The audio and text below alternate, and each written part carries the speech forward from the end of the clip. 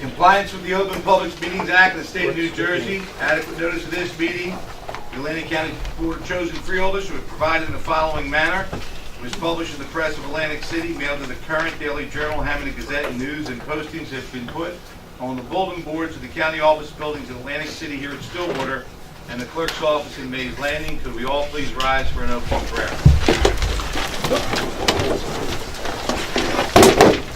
Almighty God, we ask Thee to grant us the wisdom to walk in Thy light and the courage to accept the responsibilities placed upon us. Amen. Amen. All face the flag. Attention, salute. I Pledge allegiance to the flag of the United States of America and to the republic for which it stands, one nation, under God, indivisible, with liberty and justice for all.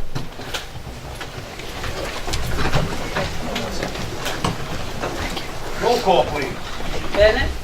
Here. Bertino. Here. Corsi. Present. Days. Here. Fitzpatrick. Here. Gatto. Here. Kern. Here. Risley. Here. And Formica. Here. Freeholders, we've all been provided with a copy of our minutes from January the 2nd. You were present, had a chance to review them. Any comments, corrections, or additions now, or I will take a motion to adopt them. Moved in seconded. Call the roll, please. Bennett. Yes. Bertino. Yes. Corsi. Yes. Days. Yes. Fitzpatrick. Yes. Gatto. Yes. Kern. Yes. Risley. Yes. And Formica. Yes. First order of business today is an ordinance, number 2. An ordinance amending various sections and subsections of Chapter 97 of the Atlantic County Code entitled Parks to set new site fees, amend the methods for fee payment, and to amend provisions regarding applications, regulations, and requirements, including insurance requirements for special events with alcohol in county parks. Final reading. Second. Moved and seconded. An ordinance in its second reading invites public input. Anyone wishing to make a comment on this ordinance, please feel free to do so. Yes, sir. Hi, my name is Paul Heron. I'm the CEO of Gilda's Club South Jersey. We provide free psychosocial care for people who are impacted by cancer. We use Lenape Park for one of our major fundraisers, and we would like to make sure that we would be able to extend the ability to serve alcohol. That will enable us to generate more interest and support more people with cancer in southern New Jersey. Thank you very much. Yes, sir. State your name and where you're from. Yeah, my name is Fred Neville, and I'm the owner of Neville's Auto Service Center and also the president of the Mays Landing Merchants Association.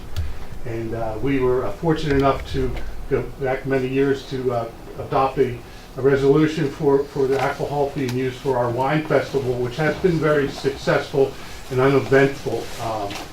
We use that money to that we raise on that stuff to do with the other things in town, like our parades and other social gatherings for our town, give out scholarships for our local county college, and also local schools, jackets, and things of that nature.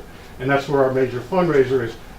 Extending the use of that park will actually help bring in more people into our county. And to this side of the county, where other than the casino side, using that park is one of our only big venues that we can actually do. It's in our county parks that we can do on this side of the county. So extending that use would be very beneficial to our association. Thank you. You've answered the question for me. I always wondered if the K was silent. It is. It's not Knevel, it's Neville, right? Yeah, it depends on what side of the And, family. you know, actually, you're representing two sides of the county, because you're this side of Atlantic City and this side, and also this side of Hamilton, which seems to get all the action. Yes. Thank you, sir. Anyone else in the public wish to speak concerning ordinance number 2? All right. I'll take freeholder comment. Chairman. One freeholder? Freeholder Corsi? I might as well start because I think I'm the one with the most questions. For a change.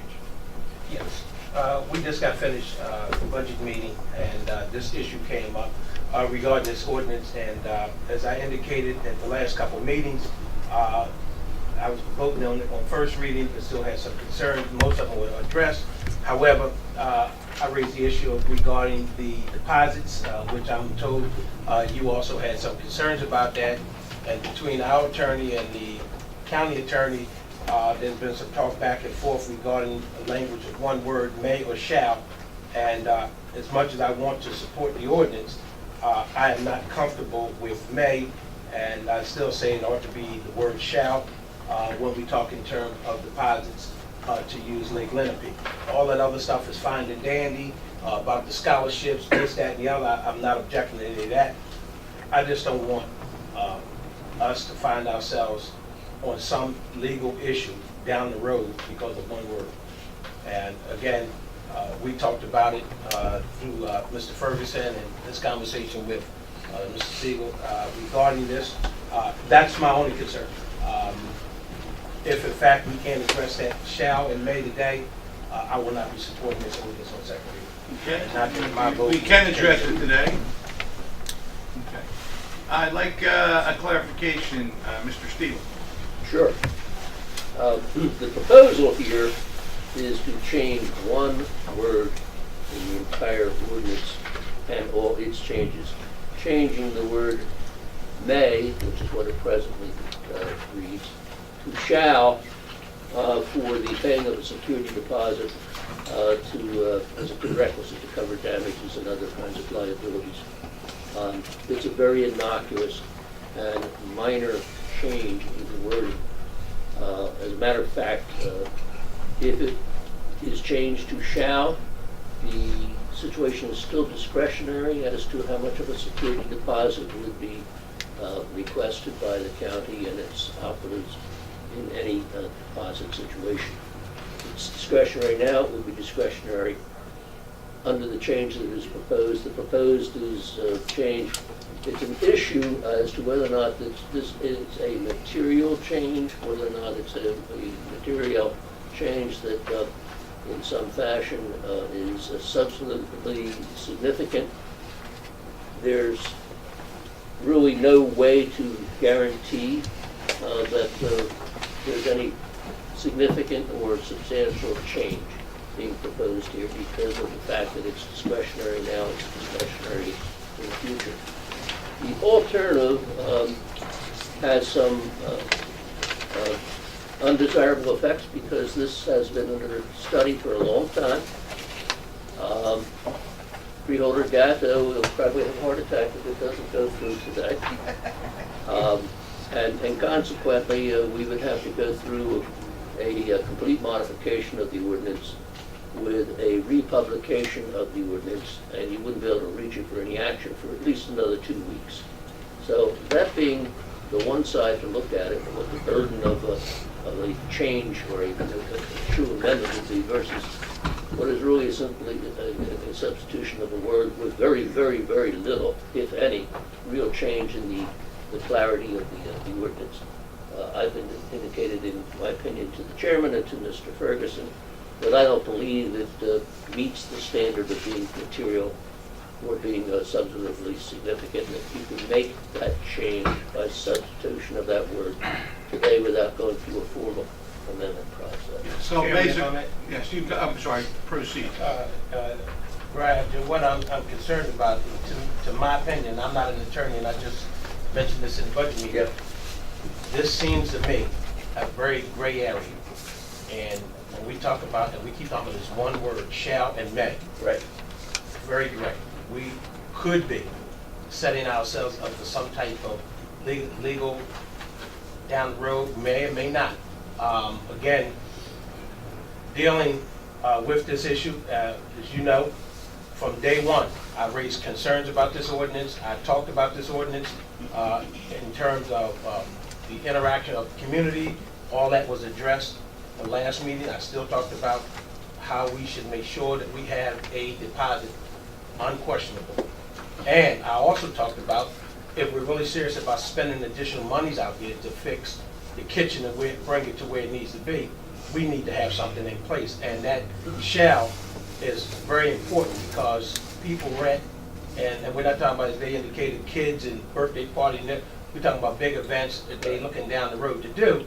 And I'm under the belief that it's a very gray area that you and Mr. Ferguson believe shall is okay. I'm not that comfortable with that. Now again, If they have the votes, let them pass it. I'm not here to block it, but I think that may shall be in there. Shall be in there, not may. Right. And so what happens is that, I know we talked about in the committee again a minute ago, that maybe you come back and you make an amendment to this ordinance. I'm not sure if I'm 100% against that, but I think it needs to be addressed.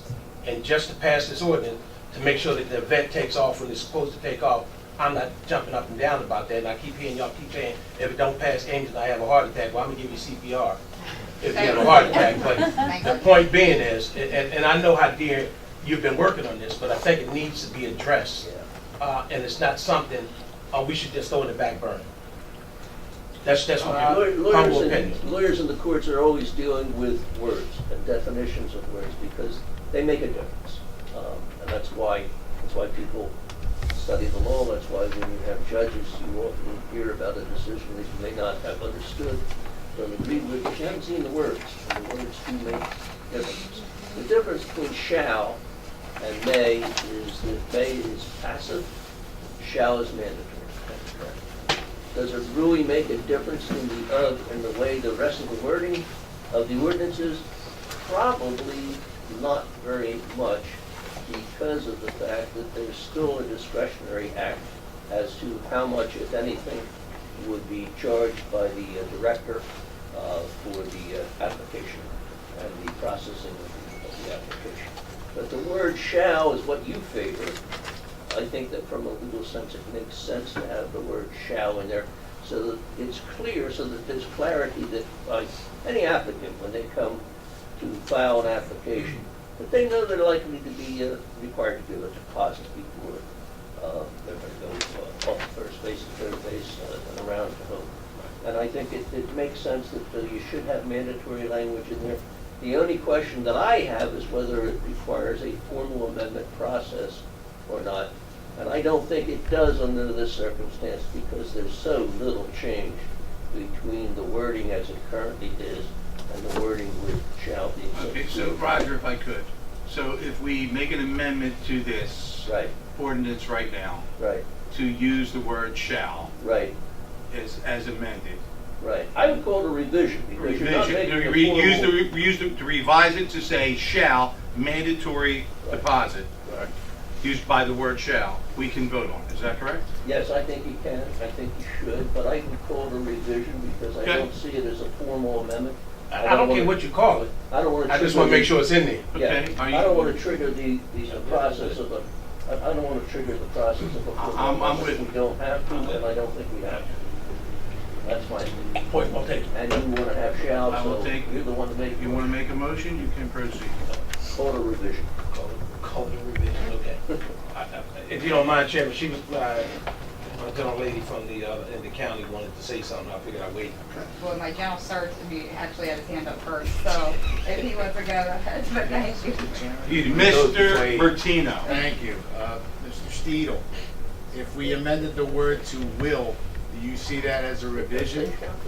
Is that still considered a revision? Mr. Steele, I'm sorry. you have a question from If you us. see the word, if the word is changed to will be required, do you still see that as just an amendment to it, or is it possible I to don't use think that there's word? any difference between the use of the word shall and will. They're the same It's a word. mandatory action. Well, will indicates you will be required to pay. If Shall someone means had the a same concern thing. about, I Look get it up in the legal I'm dictionary, with you. I'm it's just- identical. I'm just throwing that out there. Bertino, you're just a baker's helper. He's the attorney. Let's, It's just whether you think it's significant enough that it's material and substantively actually changes the entire spectrum of the ordinance. I don't think it does. I think it was already there. I think the intent is clear. And I think you can simply process it with a revision. You probably could have done it administratively, even before today. And it would save you Chair, I'll going take- through the I'll take my time republication back. process. He reserves Really the balance got of his time. Really got it. I just want to say, number one, this is important to me. I did bring the proposed amendment May 4th of 2017, and it was supposed to be a simple amendment to allow more than just a wine festival in Lake Lenape Park. And with that came a lot of additional needed regulation, which is understandable. But it is important. I mean, we heard Gilda's Club speaking. You know, there are other organizations like that that we know want to come to the park and, you know, use it for activity that could, you know, help us turn that park into a revenue generating entity, which is why it's important. And of course, you know, it is in my district, my hometown, and as Mr. Neville said from the Mays Lane Merchants Association, you know, it's important to us to drive activity to the park, which then drives activity to the malls, to you know, local businesses in the area, which just has an economic benefit across the board. So that's why I'm passionate about it. I don't want to break the law. If we had to do something, I would understand it. I would have the heart attack just so I can get CPR from you, Freeholder Corsi. I don't know if you survived, but No further comments on that, please. I do agree. I do feel comfortable in your position, Mr. Steedle, that it is not a material change. So if you were going to make a motion to have that revision from may to shall, I would second it. So. Chairman, therefore, with the arm twisting of my colleague over there, I would make an amendment to ordinance number 2. We're going to call it a revision. A revision to ordinance 2 that add the word shall. Replace the word, That replace the One word. word. One word. One word. and there was a Second. second. Discussion on the motion. We'll call the roll. Bennett, Yes. Bertino, Yes. Corsi, As amended, yes. Days, Yes. Fitzpatrick, Yes. Gatto, Yes. Kern, Risley, Yes. and Formica. Yes. Okay, you've got a revision in there. Was that a vote on the ordinance as revised? That's a vote on the revision. Now we will have a vote on the ordinance as revised. Correct. Bennett, Yes. Bertino, Yes. Corsi, Yes. Days, Yes. Fitzpatrick, Yes. Gatto, Yes. Kern, Risley, Yes. and Formica. Yes. Okay, moving on to ordinance number 3. An ordinance of the County of Atlantic authorizing acquisition of part of an access easement across You can go out the front. Sorry about that. I had to get back to work. property identified as block 103, lots 10 and 21, are located along 24 East Washington Avenue in the city of Pleasantville, Atlantic County, New Jersey, by means of agreement or by condemnation pursuant to the Eminent Domain Act of 1971, NJSA 20:3-1, and following from the owners of record thereof. First reading. Move. Second. Moved and seconded. An ordinance in its first reading. We'll wait for a second and final reading for public input. Any freeholder comments on this acquisition of land for an easement? All right, we'll call the roll. Bennett? Bertino? Yes. Corsi? Yes. Days? Yes. Fitzpatrick? Yes. Gatto? Yes. Kern? Risley? Yes. And Formica. Yes, resolutions now, 43. Grant application for per capita state library aid funds from the New Jersey Department of Education State Library in the amount of $77,938. Second. Moved and seconded. Any public input on the grant application? Freeholder comments, all those in favor say aye. Aye. 44. Submission of E-rate applications to the Schools and Library Division of the Universal Service Administrative Company to provide affordable access to telecommunication services for all eligible schools and libraries in the amount of $183,073.14. Second. Moved and seconded. Again, application for funds. Any public input? Freeholder comments? Just yes. a note, Mr. Chairman, I just want to thank our library staff who's here today. They came into our meeting to kind of brief us on this issue, and the good thing is of this $183,000, we would see a majority of it paid hopefully by the state should we be successful with our application. Thank you. Any other freeholder comments? All those in favor say aye. Aye. 45. Amending Resolution Number 617, adopted December 12, 2017, authorizing professional services agreements with various engineers to establish a pool of professional consultants to provide engineering services for dam and transportation infrastructure projects, to add an additional vendor, no cost. Second. Moved and seconded. Public input here. Freeholder comments on this no-cost resolution. All those in favor say aye. Aye. 46. Agreement with Cape Atlantic Soil Conservation District to provide technical assistance on water and soil conservation matters, amount not to exceed $20,000. Second. Moved and seconded. Public input. Freeholders, call the roll. Bennett? Yes. Bertino? Corsi?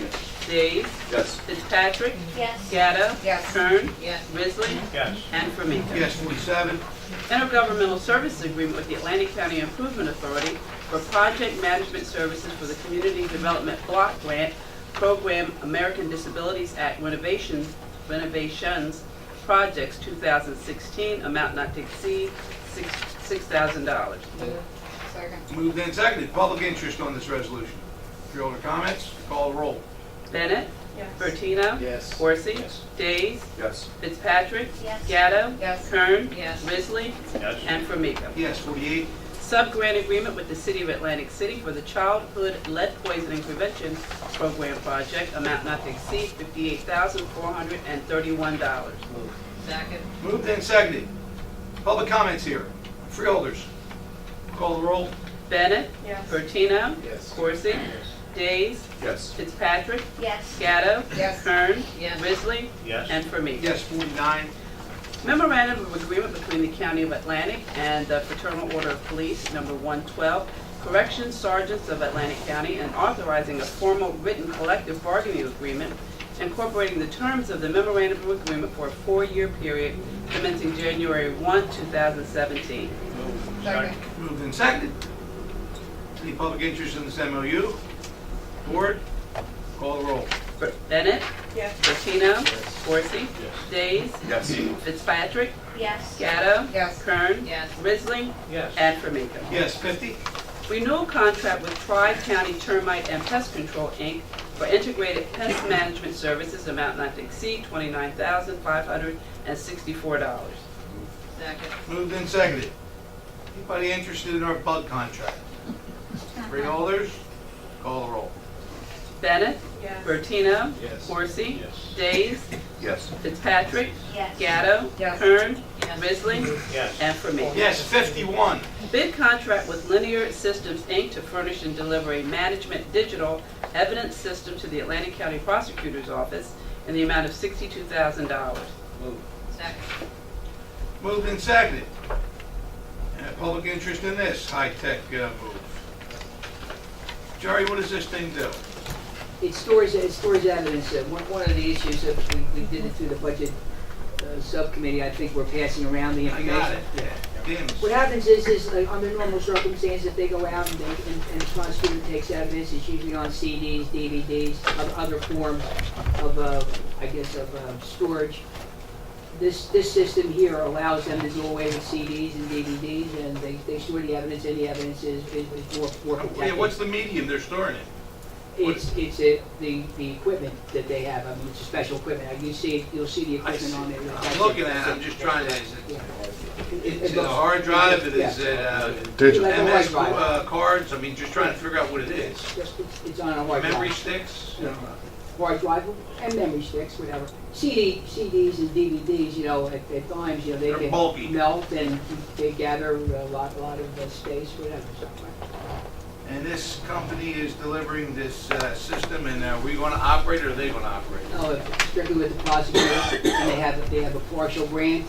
Bonnie reminds me, they have a partial grant and forfeiture funds to pay for it. It's not with county tax dollars. This is not with county tax dollars. It's not. Yes, sir. No. You should have said that in the first place.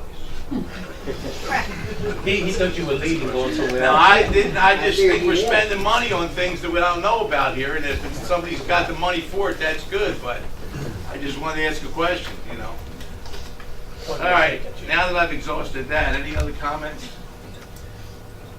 Call the roll. Bennett? Yes. Bertino? Yes. Corsi? Yes. Days? Yes. Fitzpatrick? Yes. Gatto? Yes. Kern? Yes. Risley? Yes. And Formica. Yes, 52. Bid contract with JDJ Pets, Inc. to furnish and deliver feline housing to the Atlantic County Animal Shelter on an as-needed basis in the amount of $84,420. Second. Moved and seconded. Anyone in the public want to hear about this one? I certainly do. I can't imagine why. My name is Michael Price. I'm a resident of Egg Harbor Township. I have some questions in regards to feline housing. What is feline housing? Don't we already house cats there? Could you elaborate on why we're spending $82,420 as needed, and how many years could this be as needed? Can you be more specific about They it? are all good questions. Thank you, sir. Yes, absolutely. Yes. Wait, hold on. Freeholder Galley, wish to answer that? Yeah, we discussed it in our budget meeting, and I know Kelsey's here, she can probably answer some of your Okay. questions too, Mike. In general, ultimately, we would be replacing 104 of the existing units, which are existing to the inception of the property, as they require a replacement, so that's why it's as needed. It's not a big bulk changeover. Can I ask you one question? I don't understand what that means right there. Where is that? What does that mean, what you just said? Okay, I'll let Kathy take it from there. I mean, you know what I'm saying? It doesn't make any sense to Yeah, me. he wants to know if are they wood, brick, or mud houses? That's Okay, what the he's asking. existing caging, And what are you going to do? Pull the old out and put the new in? What are you doing? All right, we'll let him give a chance to answer. Thank you. the existing caging are old metal cages. They're out of date. And we find that facility design has a very, very direct impact on animal health. Ultimately, this project is going to save resources and save money in terms of disease control and transmission. The fiberglass enclosures are easy to clean and sanitize. It's going to take less time to feed and clean up after the animals. It's going to impact disease transmission because the fiberglass is not open. They have nice plexiglass covers, so the animals are sick. They're not cross-contaminating each other. The other issue is that this project is, again, as Amy had just mentioned, Ms. Gatto had just mentioned, that it's not going to be done all at one time. It's going to be as needed. The funding for this project also comes from the Animal Shelters Trust Fund account, which is made up of all donations contributed by residents that really want to impact the welfare of the animals in our care.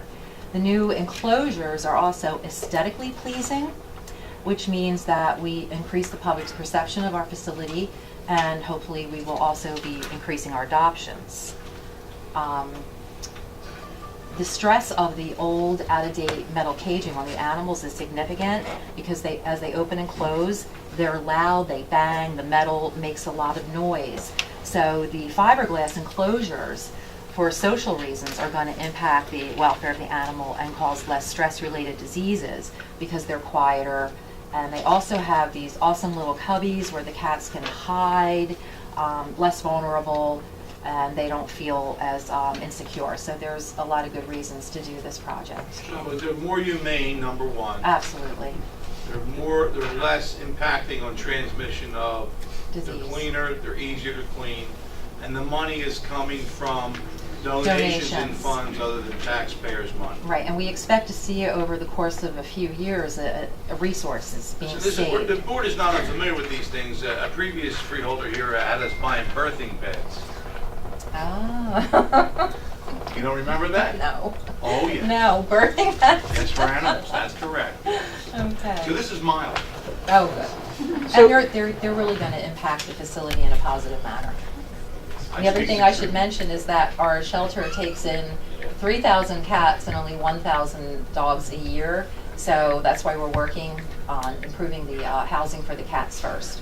I would have some questions on the amounts of pets that are taken in and that are euthanized and things like that, but I don't think that's appropriate to discuss at this Well, point. I think No, that this project will help eliminate the euthanasia. I think, again. You know, in this, How many save cats- animals. how many on this cats- resolution, though, I just think we should stick to the topic. That's what I'm thinking, because I would have, that would be something else that I would Right. probably get into a debate. All But God forbid So- that happens here. So is the specific numbers of these replacement shelters identified in the contract? It's 104 cages, or enclosures. It's 104 enclosures. 104 enclosures Yes. costing $82,420. It comes out to about 800, it comes out to about 800 something dollars each for installation and what the acquisition is and everything else.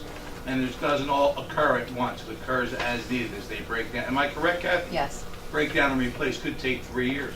yes. But in no way will it exceed $82,420. That's the authorization number, just like your budgets. Cannot exceed that number. Okay, I have a better understanding now. I'm trying to do the math. 104 times $800 is significantly less than $82,000. If you, 82, it's $800 per unit. That's what I'm saying, $800 times Times- 4. Times 100. 100 would be 8. Okay. It's 824 per. That it? Okay.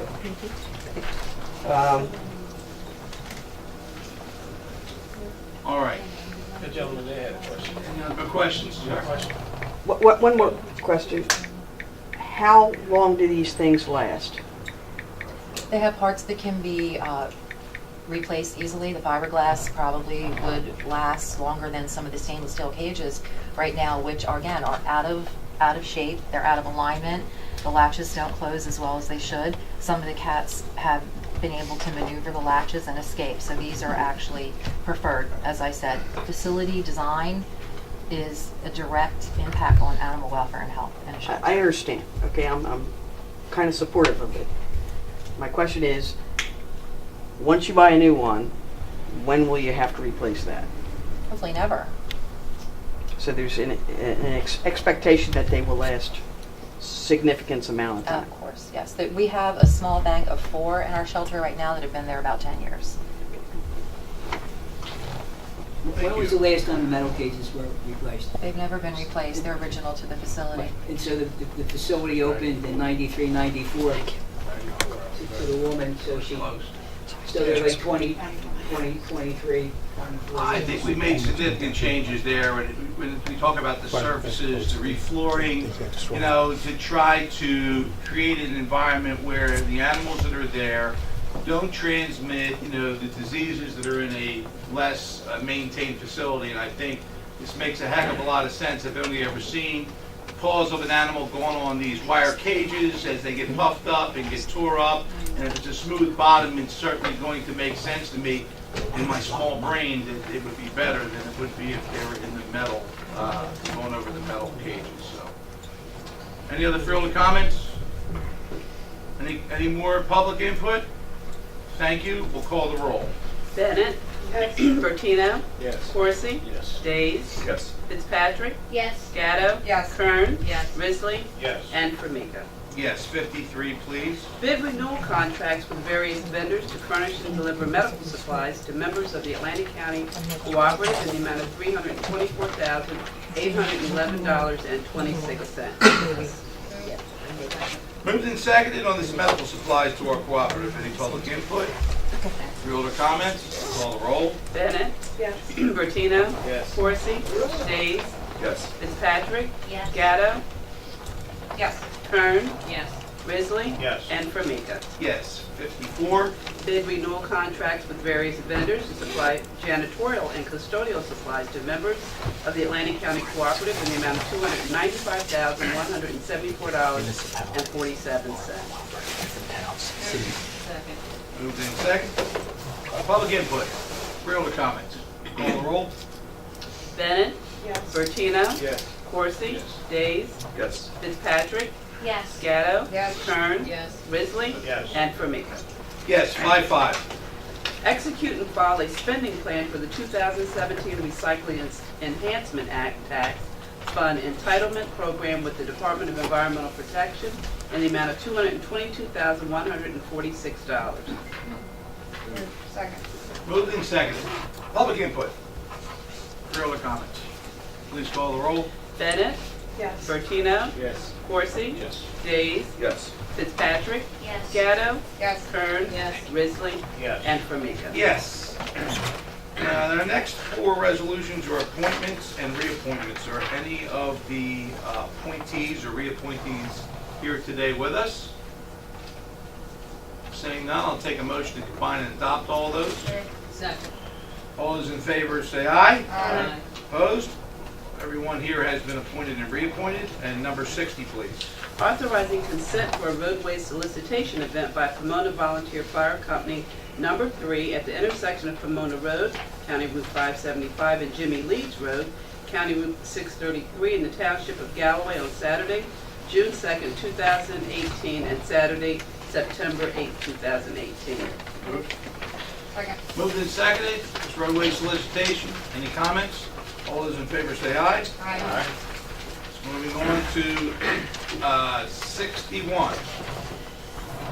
Resolution encouraging urging and supporting a renewed gun buyback program in Atlantic County, sponsor Ernest D. Corsi. Second. Moved in second. Freeholder Corsi, you have the floor.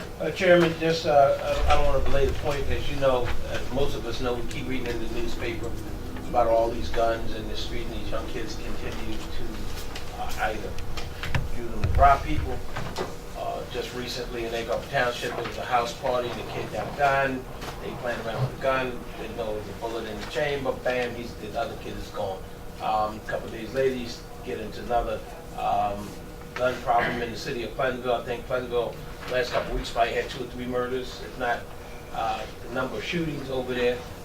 But it's not just Pleasantville, it's in the county. And so what happens is, in years past, it has been a gun buyback program in conjunction with the Attorney General, prosecutor, I believe at that time it was Atlantic Care, the Sheriff's Department, others. So what I'm asking is that we ask those entities to consider and do another buyback program, gun program. And I think we need to talk about no questions asked again. I think a couple of years ago, they talked about you could get an expungement. You came in the guns and you had no trouble, et cetera, if people were doing that. I think the last time it was probably 500 or 600 guns, if not more. And I think it's successful. But we haven't had one since, I believe, 2013. And it is a good opportunity now to ask those agencies to step it up. And I think what we need to do, if this resolution passes, we need to follow it through. We pass it, then you don't hear from the AG's office or anybody else. But is it going to get all the guns off the street? Absolutely not. But you can save 1 or 2 lives. The fact of the matter, some kids is playing around, not taking it serious, and then somebody loses their life. And then, you know, it's funny. These things come up, and we're not really that concerned about it until it hit home. And I'm not saying we're not concerned about it until it hit home, and then everybody wants you to stop everything you do to make this a priority. And so if we take a lead on it, I think it's a good opportunity. Again, right in Harbor Fields, we got another young guy over there, 17 years old, waiting to be brought up on charges for murder. Guns. Some of these guys got guns because they protected their turf, they drug war. Some of them got a gun because they sell enough wolf tickets and they can't protect themselves with their fist, so they shoot you. There's a whole lot of entities here, so whatever the case may be, I certainly urge my colleagues to support this resolution, and that we followed it up with the necessary agency, and hoping that we can come up with some locations that this will take place. Thank you, Freeholder. Freeholder Risley. Thank you, Mr. Chairman. I think it's an excellent idea, and I certainly commend it and would want to see this go forward. I'd like to know, a lot more details, of course. I would be concerned about someone transporting a handgun to the particular location and on their way there being stopped for another reason, by a police officer.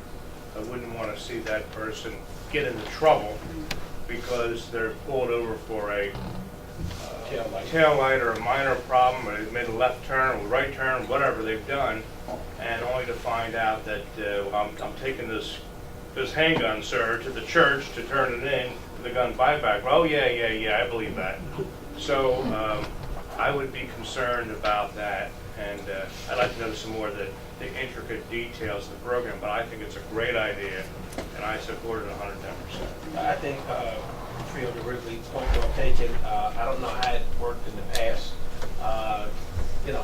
Those are good questions. I guess we would have to lean on the prosecutors and the sheriff's department. My recommendation would be that we pass the resolution and we reach out to the sheriff's department and the prosecutor's office this week and ask them to pull the procedure out and see if they can consider it. But it ultimately is the AG's call. So that's, call your governor. I will.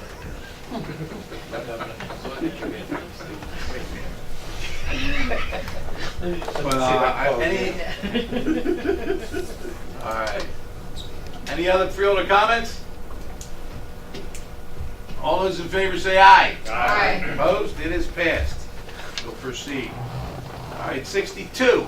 Resolution opposing pending state legislation awarding pay raises to high-ranking state officials and state executive level officers and staff. Sponsor Frank D. Formica. So moved. Second. Moved and seconded.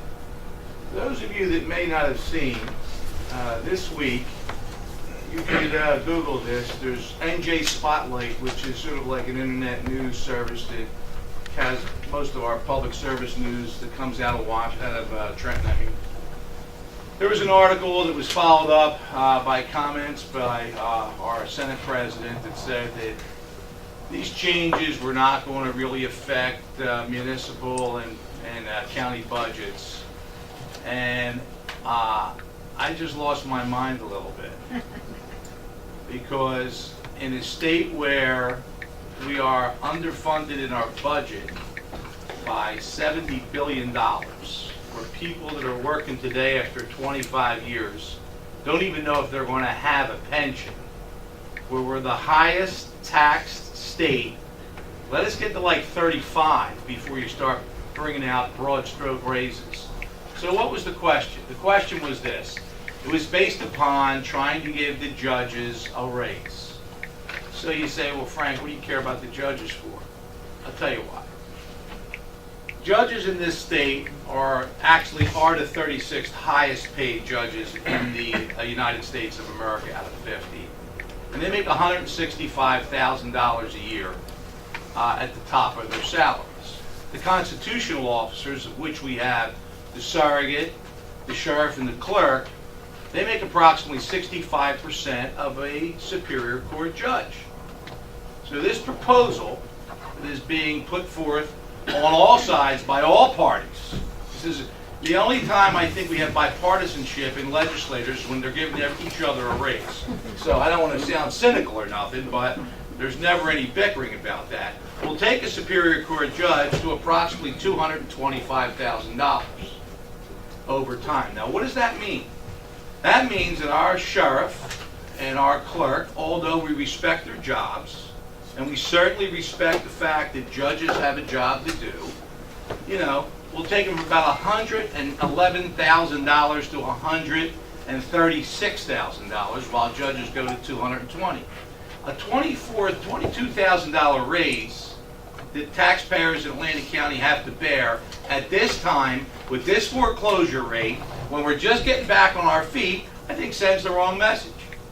And I think we should just wait until New Jersey gets its house in order. And from my little chair here as a lowly freeholder, I think we should at least, as all of us, compared to a state senator or for an assembly person, I think can make a loud statement. And I think we should let them know that this should be held off. Freeholder Corsi. For as much as you are right on some of those issues,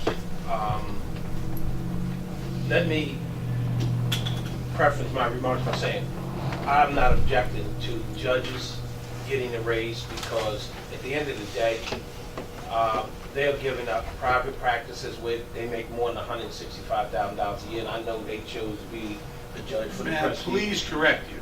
The mean average of an attorney in the state of New Jersey is $124,000.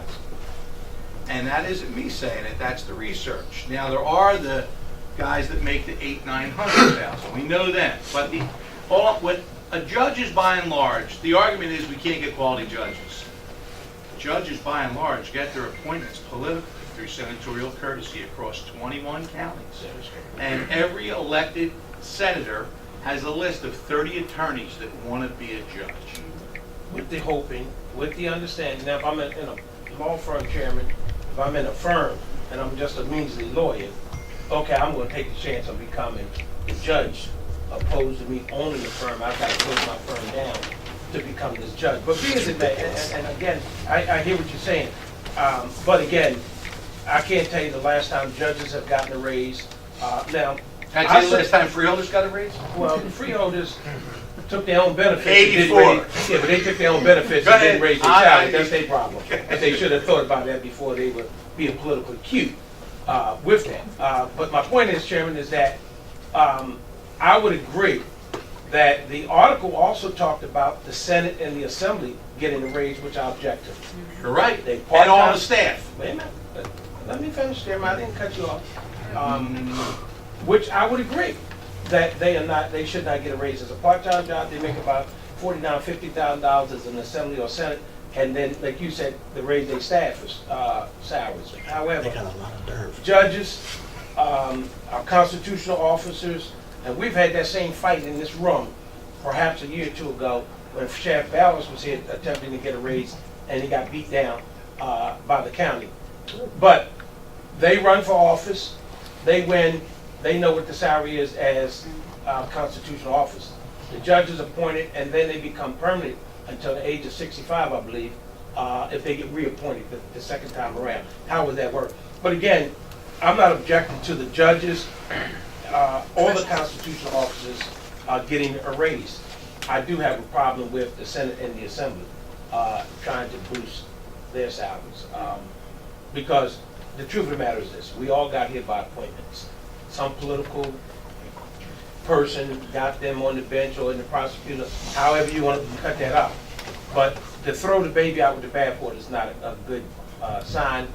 And yes, some of them guys knew what the salaries was going in there, but all due respect, you have lawyers standing before a judge, makes more than the judge, and the judge has got the final call.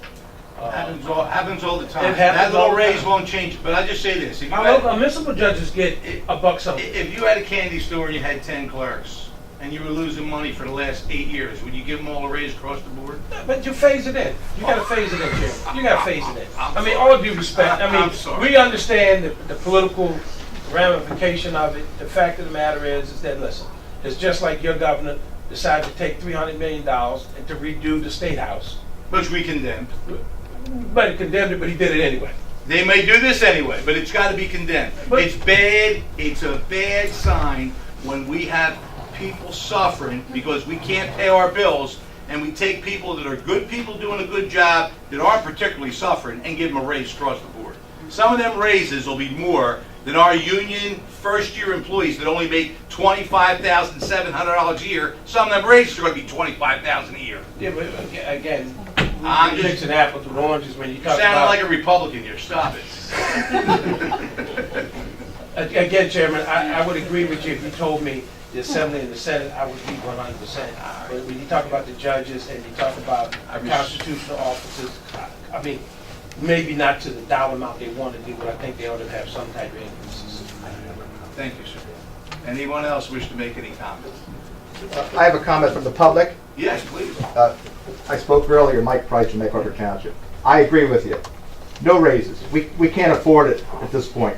I mean, high-ranking government officials, elected officials, sheriffs, whatever. I can't afford it. Please, no more raises. Thank you. Thank you. Yes. I agree completely with you as well. I mean, you know, having sat at the municipal level and having to ask employees to not take raises for 3- and 4-year contracts just so that we could, you know, barely pay the bills. And we're still in a lot of that stage in many of our municipalities and here. So I just think it's not the right time and climate to be giving these raises. You know, maybe one day when we're thriving, great. But you know, I don't think it's the right time to be asking or expecting a pay raise, quite frankly, from these level of state officials.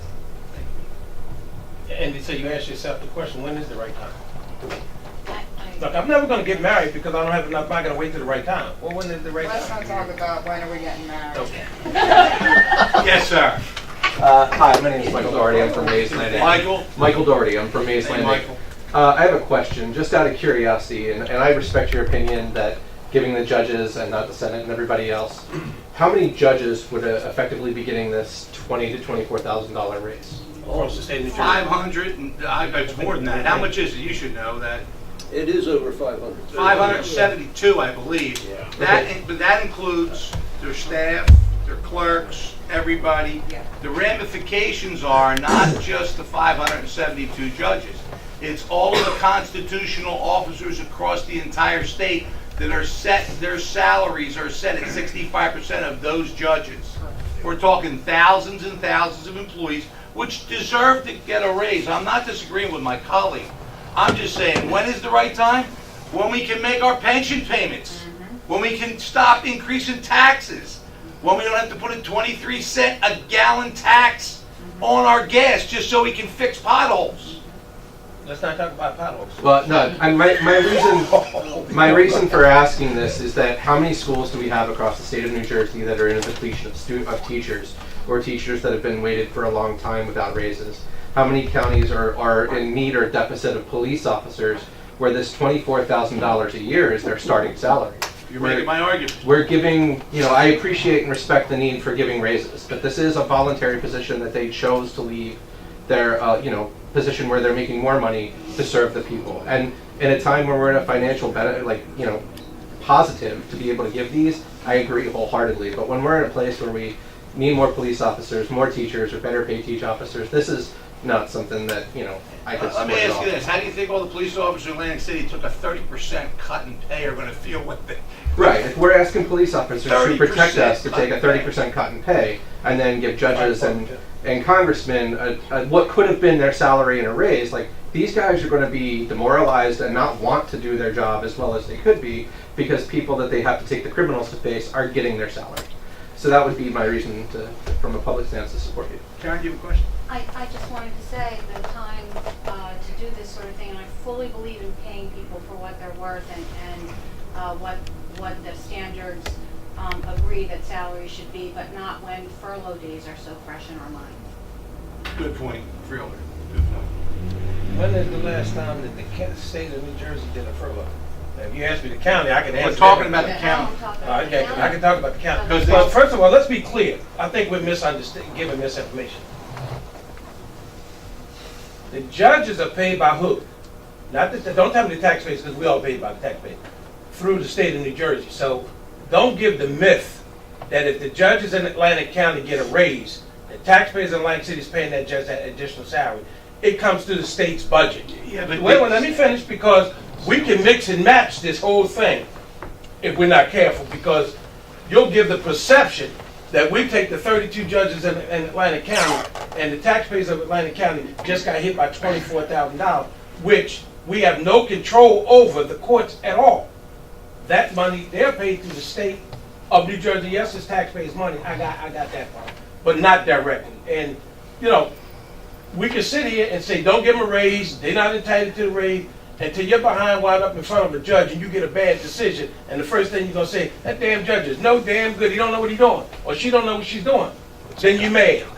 Now, again, I say, as if I'm an attorney and I give up being a partner in a firm or giving up my position in a firm to go to the bench, you're going to hold me hostage to $165,000 because I chose to be a judge? That's unacceptable. I can say, Frank, all due respect, I can say, listen, that's choices we make, right? I got that. Ernest, I like to be analytical. That's like saying, Roger and Jim, we need to cut y'all salary. I like to be analytical. Right? Cut it. And guess what? They look at you like you out your damn mind. Freeholder, but And he needs to be raised, I agree. we do fund the budget for the clerk. We do fund the budget for the sheriff and the prosecutor. All those wages are based You on... didn't hear me disagree. I said All the right, I judges. said, let's be analytical then. I didn't say the judges don't. And I All do right. understand that the Okay. Constitutional officers. He's just come stirring under. them All up right, a little thank bit you. like we do sometimes. Any other Freeholder comments? I'll call the roll. Because if that's the case, we need to start looking at the ordinance on the books in terms of who get raises past the 2% in Atlantic County. Y'all want to raise your eyebrows. All right. We'll call the roll, please. Bennett? Yes. Bertino? Yes. Coursey? No. Days? Yes. Fitzpatrick? Yes. Gatto? Yes. Kern? Yes. Risley? Yes. And Formica. Yes, thank you. That brings us to the end of our printed agenda. We have a presentation. Presentation, please. Efforts to ban plastic bags on at Seacon Island by Monica Coffey, Communications Manager, Atlantic County Utilities Authority. Okay, and if I could, please stand up, Monica, and you can either go to the podium or stay where you're at, whatever you feel is comfortable.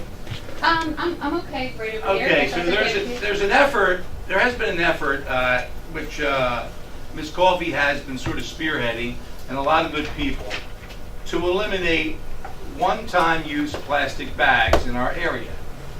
And if you talk to any of the managers of towns or the mayors and even our county officials, when you talk about things that are really affecting our environment, cleaning up, our marsh, our estuaries, and a lot of our coastline with these things and what happens to them, I think it's something this board should be aware of. I asked Monica to come here today to see if we can gather some information and see if we should take some proactive action to put some effort behind this, because there are municipalities that are starting to look at it. So Monica, you have the floor. Thank you so much, and thank you for the invitation to be here today. Before I get started, I asked Beth Clark to come with me and to be here for the meeting. She represents the South Jersey chapter of Surfrider Foundation. She and I also serve on the Ventnor Green team, but we've been working very closely on the issue for a number of years. So just to get started, this is not an uncommon sight on our beaches in Atlantic County and elsewhere. That's Ventnor Pier? It is, yes. Actually, that's Margate. That's Margate Pier, okay. Just have to figure how much. That's not a good start. Okay. I can just do it like this.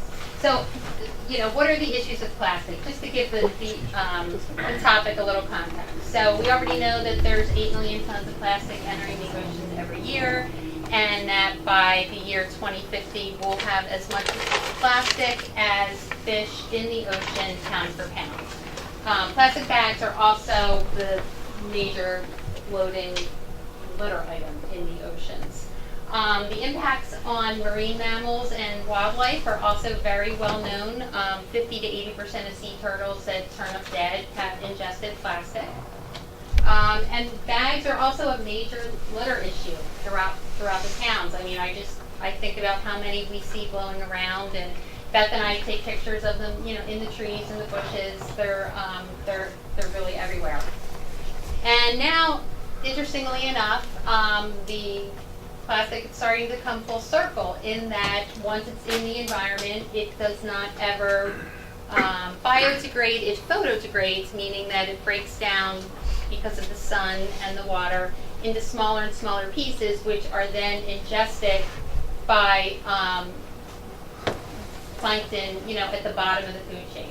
So they're working their way up. Other fish are eating pieces. And a typical plate of oysters, some studies have shown, can have 19 pieces of plastic. So just on Absecon Island alone, which is the areas that we have been focusing on, we generate about 29 million plastic bags every year. And countywide, this number is about 138 million, and worldwide about 2 million every minute. So why are we just focusing on plastic bags? Because admittedly, this is a single-use plastic issue. It's not just plastic bags. Plastic bags happen to be one of the more regulated types of single-use plastic compared to, say, straws, although many, many communities, Miami Beach has outlawed straws. That's really, that issue is gaining a lot of momentum, as is styrofoam. Across the country, about 300 ordinances have already been passed. And interestingly enough, the U.S. likes to think of itself as, the best and the first and ahead of the curve, but many countries overseas have, they're way beyond us in terms of putting fees and laws in place to limit plastic bags. They're also essential. I mean, they're convenient, but they're not essential. And they're very difficult to recycle. So they come into our recycling center. My day job is communications manager for the Atlantic County Utilities Authority. And when the bags come in, they really create a huge problem in that they endanger the workers because, number one, people are putting the recycling in plastic bags, so the bags have to be ripped open, and we don't really know what's in there. People have been stuck with hypodermic needles. And then on top of that, they clog up the machinery. So every so often, the whole lines have to shut down, and somebody has to climb up and manually, rip them from the machines. So that being said, all the bags that are coming in currently to our recycling center are being landfilled. And we know that they're out there as litter in the environment. As South Jersey Chair Surf Rider. Beth coordinates cleanups of Wellington Avenue, which is, I don't know, a quarter mile, half mile stretch of roadway. And just in the course of 2 cleanups, more than 1,000 bags were collected. So, you know, and of course, this is right at the edge of the marsh. So they're blowing into the water and getting into the ocean. So we have been at this.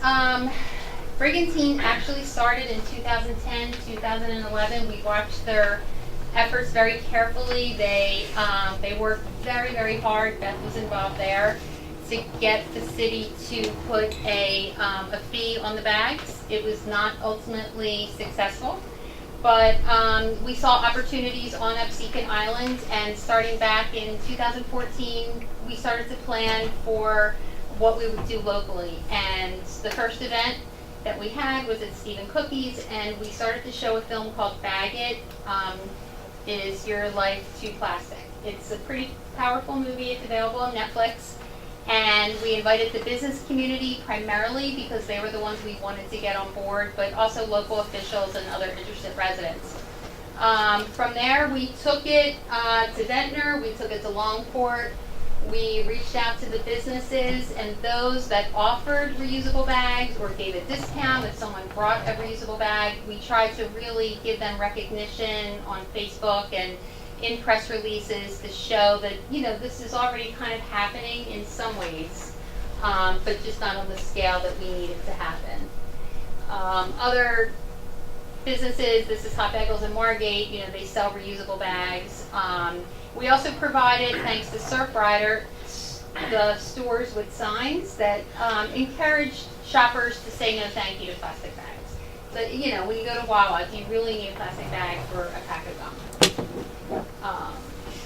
And when, for example, we met with Resistance in Margate, what we tried to do were find other ways to keep the issue in front of the residents. So in this case, we worked with Cookie Till and tried to encourage her to have plastic bags banned at the farmers market. It wasn't as successful as the Brigantine farmers market, but you know, there was a good attempt made, and that's still ongoing.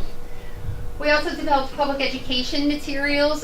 This was developed by somebody on the Margate City Green team, Steve Giuseppe. So these are actually magnets. We tried to take a landmark in each town and fill it with plastic bags and encourage shoppers to bring their own bags.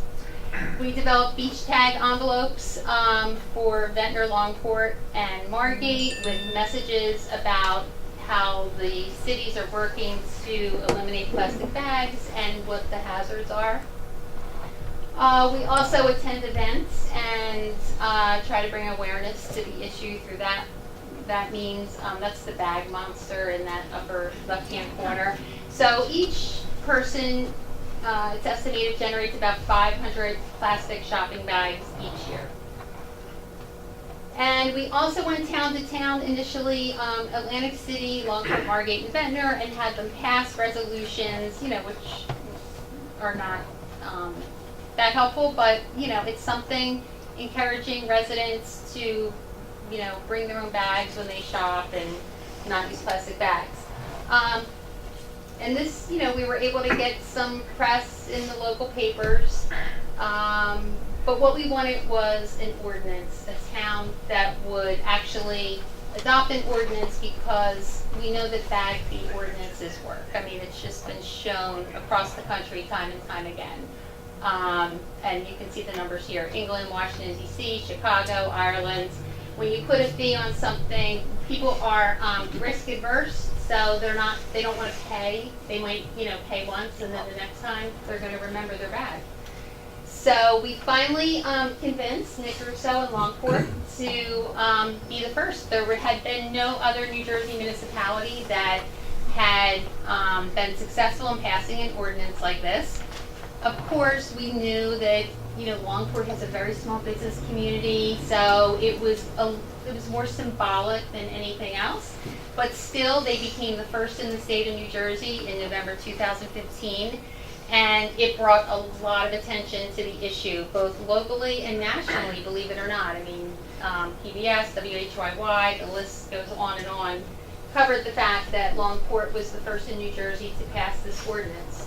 Actually, they want to take it further. They want to apply it to, they're talking styrofoam, straws. I mean, they really get the impact that single-use plastics has on the marine environment.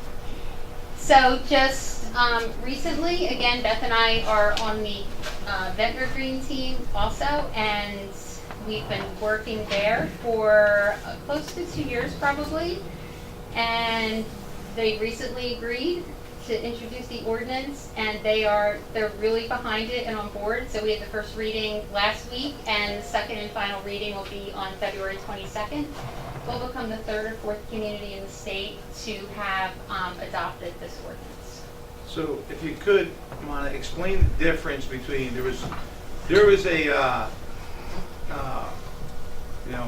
our late Senator Jim Whalen tried very hard to get a statute put across that met with resistance from the retail food, lobbyists. And that was a tax that was going to be collected. And so could you explain the difference what this fee is? Yes. So that was a more complicated fee structure, the one that Senator Whalen was involved with. It had a portion of the funds, the funds were split up between different entities. The model that we recommended for Longport and Ventnor is it's not a tax because the money collected on bags stays with the retailer to help offset their costs. So it's definitely not a tax, and it wouldn't be subject, to any lawsuits as other towns have run into. So what is the impetus? Suppose it's 5 cents, and I go to the ShopRite in Ventnor or whatever it is, and I get 12 bags. Now I got to come up with 60 cents. Mm-hmm. They collect the 60 cents. ShopRite, right? Mm-hmm. Where does the money go? It stays with them. So I guess the action that occurs is people don't want to pay the 60 cents. They don't. And they demand to have other bags that aren't plastic. They, they might pay it once, they might pay it twice, but after that, they're pretty much going to be bringing their own bags. So they would bring their own bags, Mm-hmm. or could they ask for paper? There's going to be a fee on paper as well, because that was the issue in San Francisco when they originally rolled out their ordinance. It did not include paper, and then paper bag use skyrocketed. So it was eventually amended. This is the best practice. I mean, if you look at all the laws across the state. So it's self-disciplining. You don't want to pay, bring your own bag. Yes. Okay. Yes. And I also want to add that there was a lot of concern on the part of Ventnor because, there is a sizable low-income and elderly senior population. So, but what we found was a lot of those lining up for the food pantries already in Ventnor were bringing reusable bags. So, I mean, once you use a reusable bag, like the kind they sell in ShopRite, it's hard to go back to plastic because they just hold so much more and they're so much sturdier. I mean, instead of lugging, 25 bags into the house, you might only need 5. So, and the people lining up for the food pantries had already figured this out. So in Ventnor, because again, the commissioners were very concerned, they don't want it to be a burden on anyone in the community, we're putting together a grant application for $10,000 through Sustainable Jersey, that there's a 6-month education period, assuming the ordinance passes, and we'll use the money to, we're hoping to flood the city with bags and signage and really get people prepared and get the word out prior to it going into effect. So. Okay, thank you. And then just real quickly, of course, we continue to do other things to raise awareness about the amount of plastic in the water and on the beach. We do beach sweeps. We've held back-baked cleanups, which were very successful. The first one, we collected 13,000 pounds of debris, and continue to document the issue that the litter causes. Only because you mentioned Senator Whalen, we have also been pushing very hard to get towns to locally to pass ordinances that would prohibit the mass release of balloons, because they also are a big problem. If you've ever walked the beach or been out in a boat fishing, they're very, very common. And it's just an issue that a lot of people don't think about until you point it out to them. You know, you let a balloon go in memory of someone or whatever, and you know, the winds are prevailing easterly, so you know, they're ending up in the ocean and being ingested. So, Senator, pardon me? It's just flying litter. Yeah, it is flying litter. So Senator Whalen had sponsored legislation, and we're trying to find out where that is now. So, Okay, well, thank you very much. thank you. Any questions? Girl Legato? Yeah, just one question. The money that the retailers keep from taking in the payment for the bag, have you seen them or have you mandated them that they use that to offer a discount to those who do bring a bag? A reusable bag? No, because if you bring your own bag, you will not be charged. I understand that, but I want to get a 5% discount if I bring them. Oh, well, I mean, they could do that. I mean, Castle's does that right now. Okay. Although Margate, you know, is not on board at this point. We're trying to squeeze them, but they're just not open to it. Okay. So, but that is a good idea. Gotcha. Thanks. I had a question, because initially we were talking about the ban on plastic bags on Muskegon Island. Would the ban come with a fine for somebody that does? Like, what is the penalty if the ban goes into place and I go to the island and just leave a plastic bag? Well, so this isn't a ban. This is a fee on plastic and paper. Okay. So you can go to the store and you can use all plastic bags, but you're just going to be charged 5 cents per bag. Got it. So we're not taking away anyone's right to a plastic bag. I mean, you know, many people will say they use them, you know, when they walk their dog or, you know, to line no trash cans. So we're not taking away your right to get your plastic bag, but you just have to pay for it. Yeah, I was just mentioning, because it says here, presentation was efforts to ban plastic bag on Muskegon Island. Like, I fully support what you do. I used to work for Chesapeake Bay Foundation when I moved up from Baltimore to here in New Jersey. I'm a transplant, so I'm aware. But, you know, I also see the need to support that, you know, on the beaches by saying, like, Yeah. people bring bags, Yes. plastic bags to carry their food or their beach supplies, and they get left behind. Yes. So I was under the misunderstanding there might be a fee or penalty for that. Actually, I mean, that's a good point. We're really working with the towns to try to involve either the beach tag checkers or because, you know, a lot of, I don't know what it is about our beaches sometimes, but a lot of litter does tend to get left behind, and if Public Works isn't quick enough to come out and rake the beaches and empty the cans, the tide comes in and out it goes. So, I mean, we'd rather not see any plastic bags on the beach, to be honest. That's all I got. Any other comments? Thank you very much, Monica. Thank you. All right. All right, that brings us to the end of our printed agenda. Reports of special committees that we may have today. Before you move, if I may. Yes. I want to, first of all, thank you for coming. I enjoyed the presentation. My next question, what are we doing? Well, I think that we should consider this and see what action we should take. If we should take, I would hope that we have enough critical information about this with our own parks and our own areas of recreation, that we would pass a resolution or an ordinance that would ban, you know, plastic bags in our parks, number one. And then further, if we could make a resolution, go to our Atlantic County Mayor's Association meeting and encourage every town to adopt this and maybe allow them to have the resource of Ms. Coffey and her team to present to them. I think it's something we've got to do. So Chairman, may I suggest to you that at the next meeting, if we bring a resolution to go to the Mayor's Association, and at the same time, perhaps look at some type of ordinance, if we're really serious about start the process. But I think it's not gonna hurt to we do can it. control our own destiny in our own parks for sure. So I like that idea. And Mr. Ferguson, you can draft something, I presume? Yes. There we go. He's done with mine, so he's got time. Thank God that's done. Okay. All right. Because everything else stopped. Let's be clear. You know, we all voted hoping that we'd have to watch you give CPR, right? And I thank you.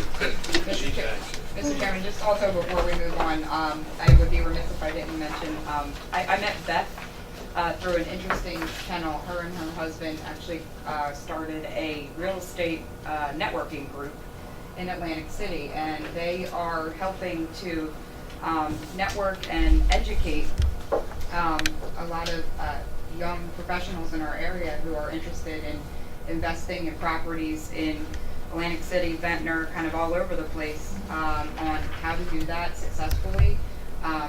Match them up with partners. And the group has certainly grown. Since I first came, they worked very closely.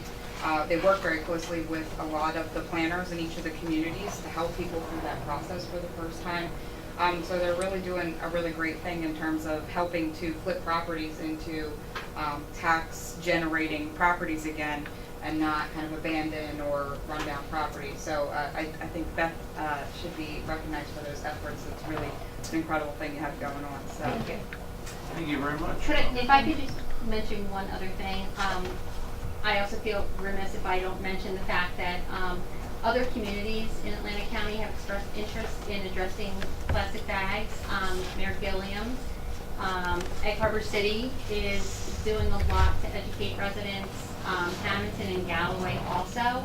So there is a lot of momentum around the issue, and I really thank you for your support. Sure, thank you. Just to get the ones that haven't shown any interest yet. Yeah. Maybe our chairman would twist their arm a little bit and get them there. Margate, I'd love any help in Margate. Well, he don't live in Margate, so. Anymore.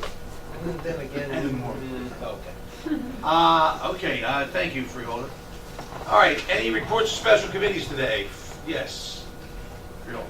So I had the library commission meeting, and at that meeting we talked about a little boy passed away in Atlantic County in Egg Harbor Township.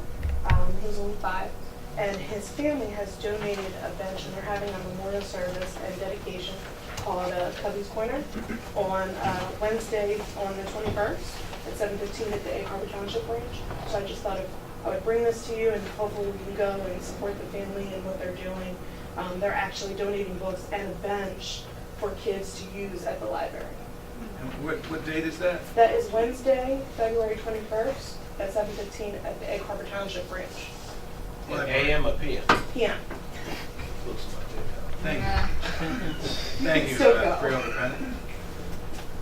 Any other reports of special committees, Freeholders? Saying yes, Freeholder. Bertino. I got you. Thank you, Mr. Chairman. The Bridges and Roads Committee met earlier today to discuss the status of all our projects that are under construction. We discussed the projects that were under design. Also, bridges, dams, we're hitting the ground running. We've been pretty aggressive the last couple of years, as you know. The winters have had a pretty negative impact on us on some of our roadways. We're going to continue to stay aggressive. The highway improvement program that we started the last few years is continuing. We went over some projects that are on the agenda for here in 2018. We're working very diligently with it. We had a discussion about the impacts of the last snowfall, the one where we had some drifting that occurred around the county. We discussed some of the issues of how we manage that. It was an anomaly. Those snowfalls don't usually happen like that, where it drifts every 15 minutes after you push the snow. You guys did a great job with that. But I just wanted to bring the board up to speed. You'll be getting the minutes from the committee meeting shortly. That's roads and bridges? Bridges and roads. What do you have to say about potholes? Potholes is, we got a new process that we put in place. We also are using that new machinery that we purchased a couple of years ago. That's what I'm thinking. The guys have been working with the patch injection system. They've been working with that because it does vary where you can utilize that. Some of our roads have different sub-bases under it. It's a little bit of an impact using that material, but they're pretty satisfied with it. They've actually got down to the materials, the CRS2 patch they're using. We got into discussions about the different types that are out there, but we're pretty happy with the way it works. But as we've said, some of the roads are beyond patching. They've got to be mill and overlaid, and we're addressing that. We've also have a website that a lot of the public's been working online, to where they've been indicating to us immediately where potholes are that we need the county to address. So continue to use that website. The county answers that immediately. Jay's on that, whether you're answering it during the day or the night, and the county guys really appreciate it. I know I've had some calls out. I sent them out on the western end on a couple that I got calls on, but keep doing it. That interaction's great, and we appreciate the support and people utilizing that service. It helps us be more efficient. Thank you. Freeholder Corsi. A couple things. I noticed that you always talk about the west end and part of the county when it comes to road being paved. The ones I get calls on, if they're on the Hey, eastern let me- end, they're calling you. Let me finish. And you're moving full speed ahead, and that's wonderful. And I've got to be honest with you, Hardin Highway and the rest of those roads has just been done. It looks outstanding. But I'm always concerned, why is it that the western part of the county can tend to get more roads paved than anybody? Oh, that's a- Oh, come on, I that's looked not at the the list, case. but No, my point, I have the list right here. come on, No, stop. You no. might have a new one, but let's go back last year. I In wasn't all chairman last in all seriousness, I called Jerry's office probably about 7:30 this morning to talk about some additional potholes along English Creek. We call it Main Street, Pleasantville Shore Road. That everybody's got pothole problems. However, my question, Chairman, if I may, through Jerry, to the director back there, Pleasantville on Main Street, right past Delilah Road, was a lot of work done in the road, and the road is horrible. Is that the county's responsibility to repave that road? Is the city of Pleasantville's responsibility? It's a county road. Main Street, it's us. Say again? Main Street in Pleasant. Yes. That's our responsibility. So those contractors who've been digging all these holes, putting new lines down or whatever they've been doing, because if you make a right at Delilah in Maine going towards Absecon, it's horrible. So my question is, was that taken into consideration when they dug those holes? Who's going to pave it? Well, what happens is, I mean, you have to get a road opening permit, okay, and then you're supposed to put it back the way it was. I mean, that never happened. I mean, we know that. Ultimately, it'll be our responsibility to fix that road. I mean, to put it in what we would call user-friendly. Let me ask you this question, and I'm not going to try to put you on the spot, Jerry, because you're very astute. When the last time you rode that part of Main Street from, if you made a right off of Delilah Road on the main going to Absecon? Last week. Last week? And would you agree with me? It's horrible. I mean, I've been driving around roads. I mean, I've had this conversation with Greg. I mean, I mean, this is an unusual year because we're now going to get like 2 or 3 days of rain, and then you're going to get cold. You can rest assured these roads are going to blow up. We're going to be calling Greg. He's going to get a lot more gray hair, I can tell you that. I don't know what to say. We've been talking about patch injection and, you know, using the machines. They've been using the machine. It's very difficult to maintain the roads. I drove around last night. I got to tell you, I went to that meeting. I left early just We didn't have a lot of potholes. We didn't have a lot of potholes. ton. Not Not in Atlantic City. Not on Ohio Avenue. We got plenty on Atlantic Avenue in Georgia, we got, Atlantic I can name them all, I drive all over the place. But I don't wanna get into a whole pothole discussion. Oh, I do, because your car hasn't got tore up in the front yet until you get those calls. And the reason I'm making that point is that I called your office this morning at 7:30. Right. They're building a new Dollar General on English Creek across from Pumpkin's Cars. Yeah, right. The damn front of the car went, That's right. I mean, it is horrible. Yeah. Yeah. But the question, and I'm asking that question because who are we addressing it? Is it the county responsibility, the contractor's responsibility? Because Well, if what we you just have let to it do go. is you need to call us, and the staff will take care of who the responsible party is. As an example, you called about Delilah today as an example. Correct. I drove over Delilah Road last week, and I called Greg about that. But, you know, Greg will sit there and tell me, Jerry, we just did that. But I got to tell you, you know, there was a stretch from English Creek probably to just over the overpass, right past there. And Greg will tell you, he drove this, and went out and drove the same area. I'd say 2 weeks before then, I went to that same area, and some of those potholes had blown up. And you know, again, look, we had, I'll give you the exact temperature. Last Saturday was 17 degrees. 10 o'clock in the morning, I can tell you, because I was teeing off, and it was 17 degrees. I'm telling you, Got a good drive. then that temperature went up, and I was out on Delilah Road. I'm telling you, the Delilah Road, look, it was clean when I first went over, and I would tell you, two weeks later it was like. Can I just ask one more question? I'm done with the potholes for today, because I'm going to call you tomorrow for another one. Yeah. In Atlantic City, Chairman, we have, the city of Atlantic City hired this company, and they come by Yeah. with this machine. Yeah. And you have one of the We got county that. now? Yeah, we got That's the injection system. Okay.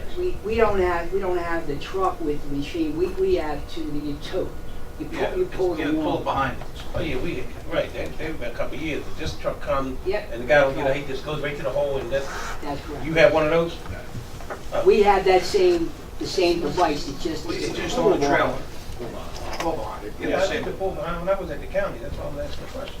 That's the difference. You had the patch, when you were at the county, I believe they also had the deep patch ones where they heated the Correct. asphalt. That is correct. This one is the patch injection too. Gotcha. It's Okay. small.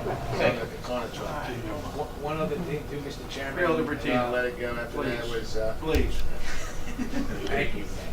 We also went over the process with contractors that are doing a lot of work on the county roads, and we talked about the minimum requirements that we have in place. The engineering department and planning is reviewing that process to see if we can upgrade that, because some of the work that's being done by some of the contractors, we want to make sure that it's codified for where we're at today, because there is different process in place from last time that ordinance was reviewed.